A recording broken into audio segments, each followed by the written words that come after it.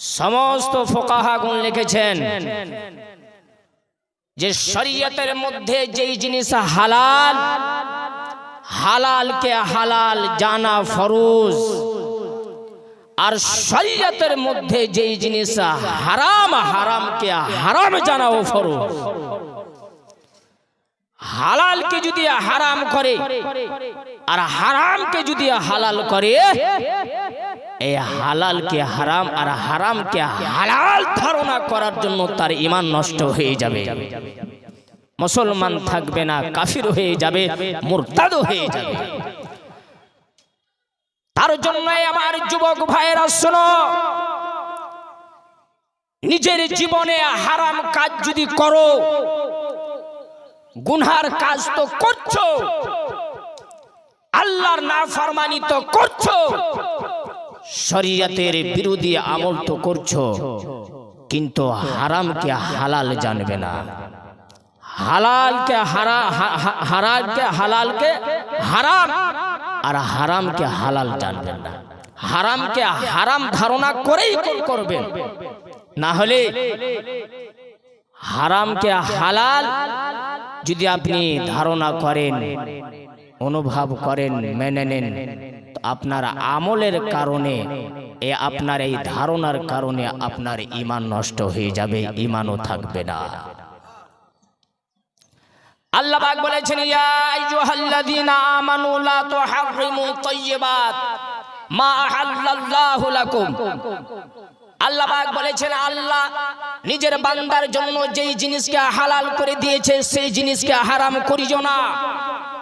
ওয়ালা তা'তাদু, আল্লাহ পাক নিজের বান্দার জন্য একটি সীমা নির্ধারিত করেছেন। সীমা, শরীয়তের একটা সীমা আছে, আমলের একটা সীমা আছে। আল্লাহ পাক বলেছেন, ওয়ালা তা'তাদু, সীমা লঙ্ঘন করিও না। যদি সীমা লঙ্ঘন করো, সেই বান্দা আল্লাহর নিকটে মাহবুব হইতে পারে না। আল্লাহ সেই বান্দাকে পছন্দ করবেন না যে বান্দা সীমা লঙ্ঘন করবে, সীমা পার করবে। তার জন্য শরীয়তের মতে জীবন কাটান, আল্লাহকে রাজি করার চেষ্টা করেন, ওই আমল করেন যে আমলে আল্লাহ রাজি হবে, আল্লাহ রসুল রাজি হবে। ওই আমল নিজের জীবনে করিয়েন না যে আমল করলে আল্লাহ নারাজ হয়ে যায়, আল্লাহ রসুল নারাজ হয়ে যায়। এই হলো মশলা। হালালকে হালাল জানতে হবে, হারামকে হারাম জানতে হবে। হালালকে হালাল জানতে হবে, হারামকে হারাম জানতে হবে, তারপরে থাকবে ঈমান। তো আজকে আমি আপনাদের সম্মুখে, এই সামনে রমজান মাস, এই রমজান মাসের রজনীতে আমাদেরকে তারাবির নামাজ পড়তে হবে, তারাবির নামাজ পড়তে হবে। আর আপনারা জানছেন এই শাবান মাসে স্টেজে সব থেকে বেশি দুই মশলা নিয়ে আলোচনা হয়, দুই মশলা নিয়ে আলোচনা হয়। এক নম্বর মশলা হচ্ছে শবে বারাত মানা যাবে কি যাবে না, আর দ্বিতীয় মশলা হচ্ছে তারাবি 8 রাকাত পড়তে হবে না 20 রাকাত পড়তে হবে। কথা বুঝতে পারছেন? এই দুই মশলা নিয়ে স্টেজে মাহফিলে বেশি আলোচনা হয়, কে 20 রাকাত তারাবি পড়তে হবে না 8 রাকাত তারাবি পড়তে হবে। হ্যাঁ, তারপরে শবে বারাত নিয়ে আলোচনা হয়। আর দেখেন, আহলে সুন্নাত ওয়াল জামাতের যারা অনুসারী, তারা আলহামদুলিল্লাহ তারাবির নামাজ 20 রাকাত পড়ে আর শবে বারাতও মানায়। প্রথমে আমি আপনাদের সম্মুখে একটি কথা স্পষ্টভাবে প্রকাশ্য করে দিই, কে কোনো মানুষ ধারণা করতে পারে কে ওয়াহাবিদের বড় বড় আল্লামা স্টেজে বসে বসে ফতোয়া দিচ্ছে তারাবির নামাজ 8 রাকাত। তো কোনো মানুষ যদি ধারণা করে কে হয় না হয় সম্ভবত 20 রাকাত, এই 8 রাকাত তারাবি পড়াই সঠিক হবে, কেননা ওই দলের এত বড় বড় আল্লামা কেন ফতোয়া দিবে যে 8 রাকাত তারাবি পড়ো? কিন্তু আমি স্পষ্টভাবে বলে দিই, আপনি নবীর যুগ থেকে নিয়ে সাহাবার যুগ পর্যন্ত, সাহাবার যুগ থেকে নিয়ে তাবেঈনের যুগ পর্যন্ত, এক কথায় আইম্মায়ে আরবা, ইমামে আজম আবু হানিফার যুগ পর্যন্ত, ইমামে শাফিঈর যুগ পর্যন্ত, ইমামে মালিকের যুগ পর্যন্ত, ইমামে মালিক, ইমামে আহমদ বিন হাম্বল রাহিমাহুমুল্লাহর যুগ পর্যন্ত আপনি কিতাব পড়েন, ইতিহাসের কিতাব পড়েন। শুধু এখানে নাই, নবীর যুগ থেকে নিয়ে 1200 বছর পর্যন্ত আপনি ফিকহ শাস্ত্রের কিতাব পড়েন, আপনি ইতিহাসের কিতাব পড়েন। নবীর যুগ থেকে নিয়ে 1200 বছর পর্যন্ত আপনি একটাই মশলা পাবেন, আর ওই মশলা হচ্ছে রমজান মাসের রজনীতে 20 রাকাত তারাবি। বলেন সুবহানাল্লাহ। 20 রাকাত তারাবি 1200 বছর পর্যন্ত প্রত্যেক শহরে, আর প্রত্যেক শহরের মসজিদে 20 রাকাত তারাবি হয়েছে। বলেন সুবহানাল্লাহ। 1200 বছর পর্যন্ত কোন কিতাবে আপনি পাবেন না কি তারাবির নামাজ 8 রাকাত পড়তে হবে। 1200 বছর পর্যন্ত এই তারাবির নামাজ নিয়ে কোনো ঝামেলা ছিল না, কোনো আলোচনা ছিল না। 1200 বছর পর্যন্ত কোন স্টেজে তারাবির কথা নিয়ে আলোচনা হয়নি। তারাবির 8 রাকাত পড়তে হবে কি 20 রাকাত পড়তে হবে কি 36 রাকাত পড়তে হবে কি 40 রাকাত তারাবির নামাজ পড়তে হবে, স্টেজে আলোচনা হয়নি, কোনো ঝামেলা হয়নি। ঝামেলা কখন থেকে শুরু হলো জানার দরকার, ঝামেলা কখন থেকে শুরু হলো জানার দরকার, আলোচনা কখন থেকে শুরু হলো এটাও জানার দরকার।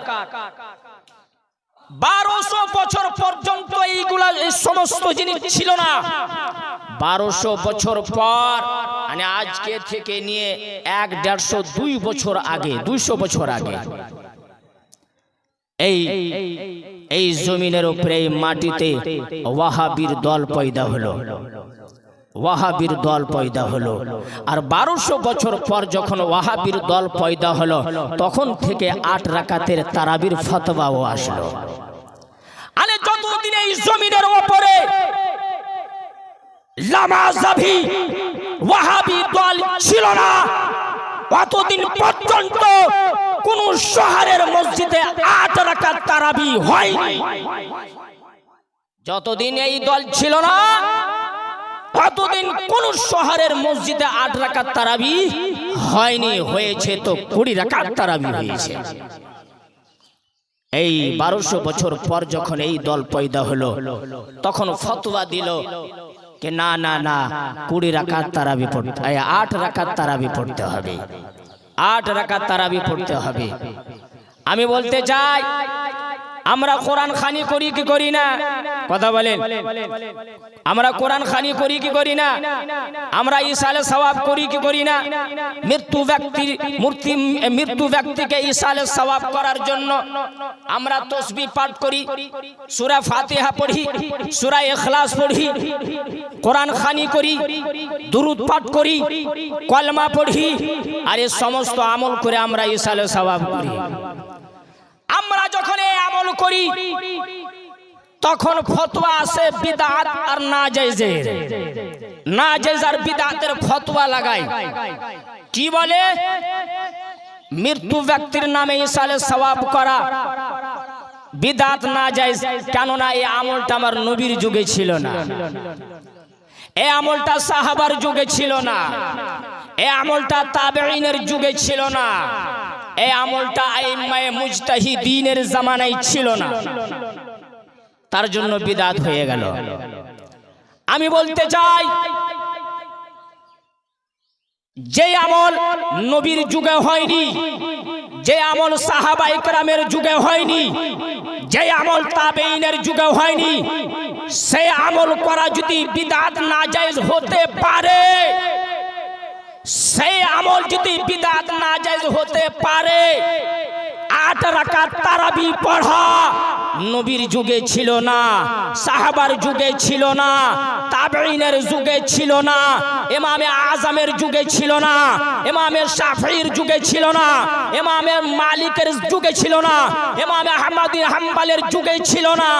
এক কথায় নবীর যুগ থেকে নিয়ে 1200 বছর পর্যন্ত 8 রাকাত তারাবির ফতোয়া কোনো আলিম দেননি, কোনো মুস্তাহিদিন, কোনো ফকিহ দেননি।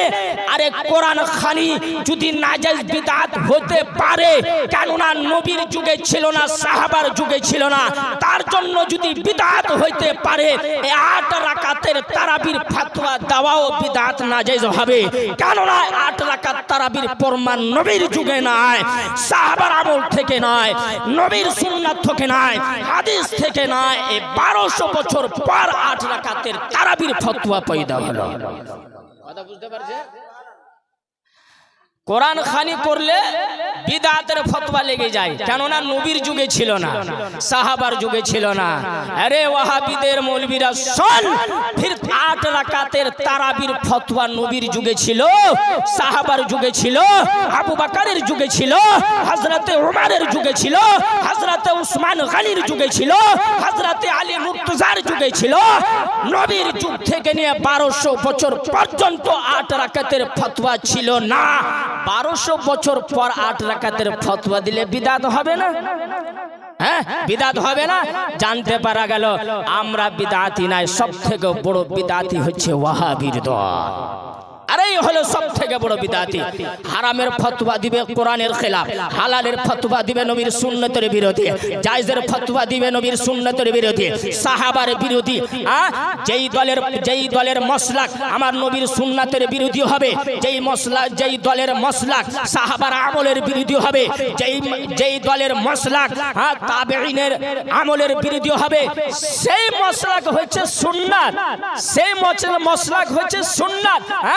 আর যেই মাসলাক হাদিসের আলো থেকে, হাদিস থেকে প্রমাণ, যেই মাসলাকের প্রত্যেক ফতোয়া নবীর সুন্নাত থেকে প্রমাণ, যেই মাসলাকের ফতোয়া সাহাবায়ে কেরামের আমল থেকে, সুন্নাত থেকে প্রমাণ, সে আমল হয়ে যাচ্ছে, সে মাসলাক হয়ে যাচ্ছে বিদআতি। সে হয়ে যাচ্ছে বিদআতি। হ্যাঁ, মতলব নিজের মতের পক্ষে হাদিস থাকলে হাদিস সহি হয়ে যায় নাকি? নিজের মতের পক্ষে হাদিস থাকলে হাদিস সহি হয়ে যায়, আর নিজের মতের যদি বিরোধী হাদিস থাকে তো হাদিস জয়ীফ হয়ে যায়। হ্যাঁ, আহলে সুন্নাত ওয়াল জামাতের যত হাদিস, যে দলিল আমরা দিই, যত দলিল আছে, এই ওয়াহাবির মৌলবীরা বলে সব জয়ীফ, সব জয়ীফ, সব জয়ীফ।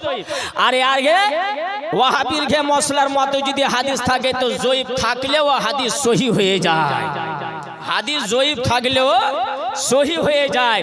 হ্যাঁ, এরা এগুলা হলো সব বদমাশি, মাক্কারি, শয়তানি। না হলে যেমন সাইয়েদনা শেখ সাদি আলী রহমান একটি ঘটনা বর্ণনা করেছেন, জানেন? একটি ঘটনা বর্ণনা করেছেন। এক ব্যক্তি ছাগলের চোখে চশমা রেখে দিয়েছে, ছাগলকে চশমা পরেছে। কাকে? ছাগলকে। ছাগলের চোখে কোনদিন চশমা দেখেছেন? ছাগলের চোখে চশমা হয় না, কিন্তু ওই বান্দা ছাগলের চোখে চশমা দিয়েছে আর চশমা পরিয়ে দিয়েছে। দ্বিতীয় বান্দা দেখার পরে বলছে, এই পাগল, ছাগলকে চশমা পরিয়েছো, কি দরকার, ছাগলকে কেন চশমা পরিয়েছো? ওই বান্দা বলছে, জানো না, আপনি জানেন না, এই যে ঘাস আমি রেখেছি ছাগলের সামনে, ঘাস গেছে শুকিয়ে, ঘাস কি হয়েছে? শুকিয়ে গিয়েছে। তো এই ছাগল শুকনো ঘাস খায় না, ছাগল শুকনো ঘাস খায় না, তার জন্য আমি ওই ছাগলের চোখে আমি সবুজ কালারের চশমা রেখে দিয়েছি। এই ছাগল শুকনো ঘাসকে সবুজ মনে ভাববে, আর সবুজ মনে ভেবে খেয়ে যাবে, খেয়ে যাবে। হ্যাঁ, ও তো দেখতে পাবে না কে ঘাস শুকনো ঘাস কি সবুজ ঘাস, চোখে সবুজ রঙের সবুজ কালারের চশমা, তো ঘাস তো সবুজই দেখবে না, যেহেতু আসলে ঘাস শুকনো শুকিয়ে গেছে, তার জন্য চশমা তার চোখে রেখে দিয়েছে। তেমন হলো ব্যাপার। আহলে সুন্নাত ওয়াল জামাতের যত হাদিস, আহলে হাদিসের মৌলবীদের কাছে গেলে জয়ীফ হয়ে যায়, কেননা তারা ফারাজির আর ওয়াহাবির চশমা পরে রেখেছে, চশমা পরে রেখেছে। চশমা হটাও, আহলে সুন্নাত ওয়াল জামাতের চশমা পরো। মাসলাক আহলে সুন্নাত ওয়াল জামাতের প্রত্যেক দলিল সহিহ নজর আসবে, বলেন সুবহানাল্লাহ। প্রত্যেক দলিল সহিহ নজর আসবে, জয়ীফ